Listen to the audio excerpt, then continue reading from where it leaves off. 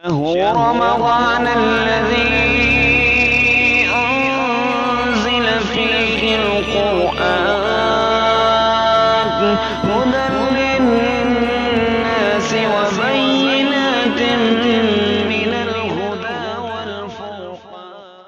الحمد لله وقفا والصلاة والسلام على رسول الله أما بعد وما أصابكم من مصیبة فبما كسبت أيدي الناس. اللہ تعالیٰ قرآن مجید میں فرماتے ہیں انسان جو گناہوں کی دلدل میں پھنس چکا ہے اور اس کا خمیازہ اس کو اور اس کی قوم کو ساری کی ساری کو بھگتنا پڑ رہا ہے. انسان سوچتا ہے کہ میرے اوپر مشکل آئی، پریشانی آئی، پتہ نہیں کیوں مجھ پر مشکلات اور پریشانی آتی ہیں. اللہ تعالیٰ فرماتے ہیں کہ میں بتاتا ہوں تمہیں کس وجہ سے تم پر مشکلات اور پریشانیاں آتی ہیں. وما اصابکم من مصیبۃ فبما کسبت ایدی الناس. یہ جو لوگ جو ہے جن پر مصیبتیں پریشانیاں آتی ہیں، یہ وما اصابکم من مصیبۃ فبما کسبت ایدی الناس، یہ اس چیز کا نتیجہ ہے جو تمہارے ہاتھوں نے آگے بھیجا ہے، جو تم نے کمایا ہے، جو تم کرتے ہو، جو تمہارے اعمال اور کرتوتیں ہیں، یہ ان کی وجہ سے پریشانیاں ہیں، یہ ان کی وجہ سے تکالیفیں ہیں، یہ ان کی وجہ سے پکڑ ہے، یہ ان کی وجہ سے عذاب ہے. ایسے ہی نہیں پریشانیاں بڑھ گئیں قوم کی. اللہ تعالیٰ فرماتے ہیں ہم گناہوں کو کچھ جانتے ہی نہیں ہیں. پریشانی کا رونا روتے ہیں، تکلیف کا رونا روتے ہیں، لیکن کہتے جی ہم جو ہے وہ ہمیں جو ہے پریشان رہتے ہیں، تکلیف رہتی ہے، یہ ٹھیک نہیں ہو رہی. حالانکہ اس کا علاج کیا ہے، اس کا حل کیا ہے؟ اس کا حل اللہ کی طرف رجوع ہے. ہم جانتے نہیں کہ گناہوں کی وجہ سے ہم پر کتنے وبال آتے ہیں. ایک گناہ کرنے سے کتنی پکڑ آتی ہے، وہ ایک گناہ ہمارے اسباب پر کتنا قابض ہو جاتا ہے، کتنے ہمارے معاملات جو ہیں وہ معاملات بڑھ جاتے ہیں، پریشانیاں بڑھ جاتی ہیں، تکالیف بڑھا دی جاتی ہیں. اس کی وجہ اور سبب کیا ہوتی ہے؟ ہمارے گناہ ہوتے ہیں. ہم نے اپنے گناہوں کو کنٹرول کرنا ہے. اللہ کے نبی صلی اللہ علیہ وسلم نے فرمایا جب کوئی قوم گناہوں میں پڑ جاتی ہے نا، اللہ تعالیٰ اس سے امن اور سکون کو ختم کر دیتے ہیں. اور آج کل دیکھ لیں امن اور سکون نہیں ہے. اس کی وجہ اور سبب کیا ہے؟ اللہ کے نبی صلی اللہ علیہ وسلم نے 5 گناہوں کے بارے میں بتایا کہ جو 5 گناہ جس قوم میں آ جائیں گے اللہ تعالیٰ 5 عذاب ان پر مسلط کر دیں گے جو دنیا میں ہوں گے. وہ کون سے کام؟ پہلا کام اللہ کے نبی صلی اللہ علیہ وسلم نے فرمایا جب کسی قوم میں زنا عام ہو جائے گا، فحاشی عام ہو جائے گی، بغیرتی عام ہو جائے گی، اللہ تعالیٰ اس قوم پر ایسی بیماریاں مسلط کر دے گا، طاعون جیسی بیماریاں مسلط کر دے گا جو اس سے پہلے آنے والے لوگوں میں سے کسی نے نہیں دیکھی ہوں گی. تو حضرات آج دیکھ لیں، کرونا وائرس کو دیکھ لیں. آج ہم جو ہے کبھی کون سی بیماری آج سے 10 20 سال 30 سال پیچھے چلے جائیں، ان بیماریوں کا نام ہی نہیں سنا تھا کسی نے. اس کی وجہ اور سبب کیا بنی؟ اس کی وجہ اور سبب یہ بنی کہ جب ہم نے گناہ ہمارے بڑھ گئے اور جب یہ معاملات زیادہ ہوئے، جب گناہ بڑھ گئے، فحاشی عام ہو گئی، اس وقت اللہ تعالیٰ نے قوموں پر ایسے عذاب مسلط کر دیے جس کا سوچا بھی نہیں تھا.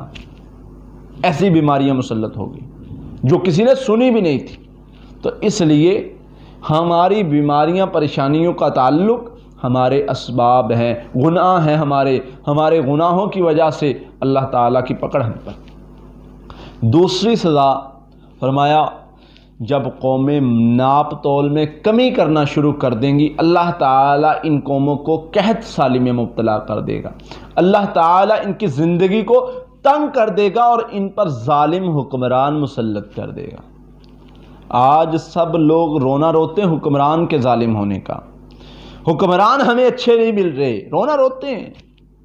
زندگی تنگ ہے، رونا روتے ہیں. ناپ تول میں کس نے کمی کی؟ ناپ تول میں جب سے تم نے کمی شروع کر دی، اللہ کا عذاب تم پر آنا شروع ہو گئے. وہ عذاب کس صورت میں؟ جو دنیا میں عذاب ملنا تھا وہ کیا تھا؟ فرمایا جب قحط سالی شروع ہو جائے، جب لوگ جو ہے ناپ تول میں کمی شروع کر دیں گے، ناپ تول میں تم نے کمی شروع کی، اللہ کا عذاب اس صورت میں فرمایا قحط سالی آ جائے گی، زندگی تنگ ہو جائے گی، حکمران ظالم ملیں گے۔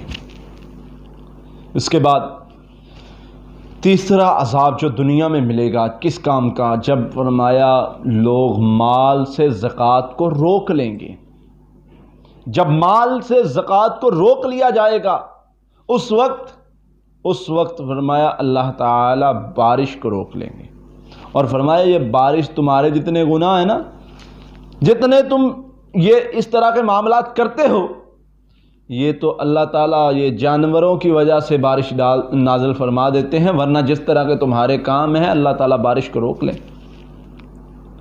بارش کو اس وقت اللہ تعالیٰ روکتے ہیں جب ضرورت ہو انسان کو، اس وقت جب اب تو ہے نا کہ آج کل جی جو ہے کسان پریشان ہے، آج کل بارش بہت برس رہی ہے اور کسان پریشان ہے، ہمارا گندم تیار کھڑی ہے یا گندم گھر آنے کو ہے لیکن بارش برس جاتی ہے، وہ آدھی ضائع ہو جاتی ہے، اس کی وجہ اور سبب کیا ہے؟ ہماری آنکھیں نہیں برسی اللہ کے سامنے، تو پھر بارش برسی اس وقت جب ہمیں ضرورت نہیں۔ اللہ کے سامنے رونا سیکھ لیجئے، مشکلات کم ہو جائیں گی، پریشانیاں کم ہو جائیں گی، تکالیف کم ہو جائیں گی۔ اس کی وجہ اور سبب کیا ہے؟ وہ کون سے عذاب جو دنیا میں انسان کو ملنے ہیں وہ ہیں اس میں سے جو تیسرا گناہ ہے وہ زکوٰۃ کو روک لینا، اس کے بدلے میں جو ہے سزا کیا ملے گی؟ بارش روک لی جائے گی۔ چوتھا گناہ اللہ کے نبی صلی اللہ علیہ وسلم نے فرمایا جو اللہ اور اس کے رسول کے وعدے کو توڑتا ہے۔ جب اللہ اور اس کے رسول کے وعدوں کو توڑو گے اس کی سزا کیا ملے گی؟ اللہ تم پر دشمن مسلط کر دے گا۔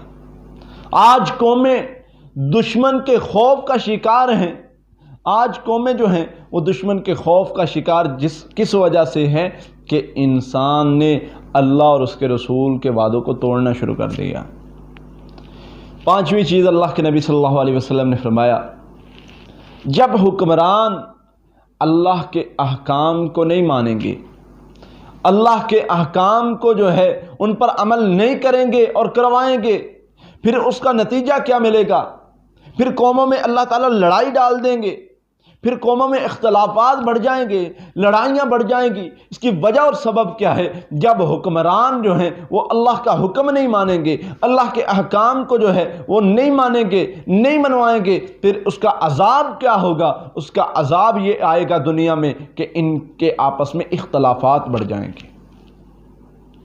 آج دیکھ لیں ہم سوشل میڈیا ایک نئی محاذ بنا ہوا ہے، ایک پارٹی دوسرے کو ٹارگٹ کر رہی ہے، اس کی خامیاں ڈھونڈنے کو پھر رہی ہے، اور دوسری پارٹی کے پہلی پارٹی کی جو ہے وہ خامیاں تلاش کر کے وہ سوشل میڈیا پر لگا کے ایک دوسرے کی عزت اچھال رہے ہیں۔ اس کی وجہ اور سبب کیا ہے؟ یہ لڑائی اور اختلافات بڑے کیوں ہیں؟ جب سے فرمایا حکمرانوں نے اللہ کے احکام کو چھوڑ دیا، اللہ کے حکموں کو چھوڑ دیا، پھر اس کا نتیجہ یہ نکلا کہ ان میں اختلافات بڑھ گئے۔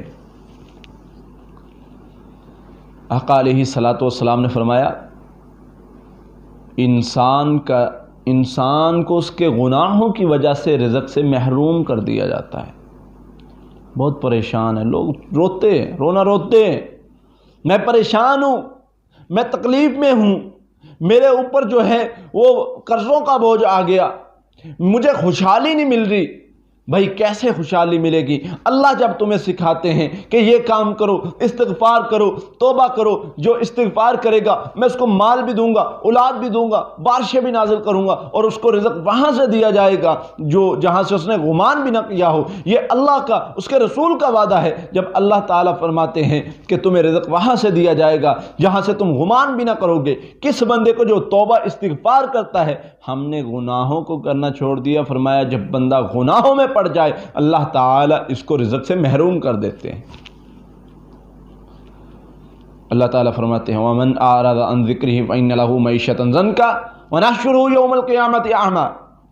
جو بندہ اللہ کے ذکر سے اعراض کرتا ہے، جب اللہ کا ذکر چھوڑ دیتا ہے، اللہ کی جو ہے وہ بات کو چھوڑ دیتا، ذکر کو چھوڑ دیتا ہے، اس کا نتیجہ کیا نکلتا ہے؟ ومن اعرض عن ذکرہ فإن له معیشۃ ضنکا، ہم اس کی معیشت کو تنگ کر دیتے ہیں، اس پر زمین تنگ ہو جاتی، یہ پریشان ہو جاتا ہے۔ اس کی وجہ اور سبب کیا؟ اس نے اللہ کے ذکر کو چھوڑ دیا، ہم نے توبہ استغفار کو چھوڑ دیا، اللہ کا ذکر چھوڑ دیا۔ اس کا نتیجہ کیا نکلا؟ اس کا نتیجہ ہم بھگت رہے ہیں۔